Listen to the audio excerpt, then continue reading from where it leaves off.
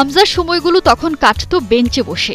English premier লিগে লেস্টারের জার্সিতে মাঠ মাতানোর সুযোগ মিলত কালে ভদ্রে। এরপর লোনে এই মিডফিল্ডারকে পাঠিয়ে দেওয়া হলো শেফিল্ডের কাছে। নেমে গেলেন ইংলিশ চ্যাম্পিয়নশিপে।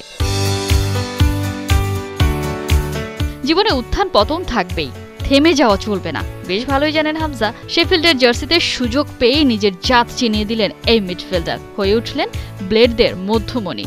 এবারে নিজের পারফরমেন্সের স্বীকৃতিও পেয়ে গেলেন হামজা দেওয়ান চৌধুরী। স্কাই স্পোর্টসের বর্ষসেরা দক্ষিণ এশীয় ফুটবলারের একাদশে নাম লিখিয়ে নিলেন হামজা। স্কাই স্পোর্টসের সাংবাদিক ডেভ ট্রেহান এবং ব্রিটিশ দক্ষিণ এশীয় ফুটবলারদের স্কাউট জোহাইব রশিদের এই তালিকায় জায়গা পেয়েছেন হামজা। গেল কয়েক বছর ধরে ইউরোপের সর্বত্র ফুটবলে ছড়িয়ে ছিটিয়ে থাকা ব্রিটিশ দক্ষিণ এশিয়ান ফুটবলারদের নিয়ে বর্ষসেরা একাদশ সাজান ডেভ ট্রেহান।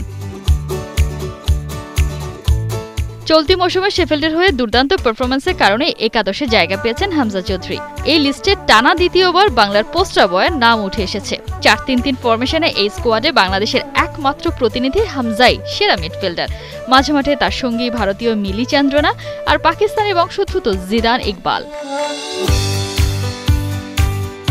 ইপিএলের লড়াইয়ে দলকে ফেরানোর রেসে হামজা হয়ে উঠেছেন শেফিল্ডের অন্যতম প্রধান অস্ত্র। টপ ফ্লাইটের ফুটবলার হিসেবে হামজাই বাংলাদেশের হয়ে আন্তর্জাতিক ফুটবল খেলা প্রথম ফুটবলার, আর এ কারণেই হামজা সেরা।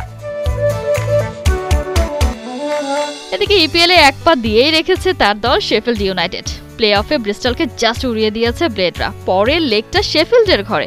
সাম্প্রতিক পারফরমেন্স তো বটেই, সুপার কম্পিউটার বলছে ব্রিস্টলকে হারিয়ে শেফিল্ড ফিরবে প্রিমিয়ার লিগে। চ্যাম্পিয়নশিপ খেলায় অনেকেই দেখে ফেলেছিলেন হামজার শেষ। ভাবছিলেন অনেকেই হামজা কেবল ইউরোপে সার্ভাইভ করছে।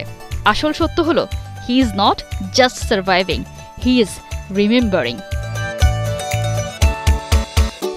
কোহিনুর কণা, ৭১।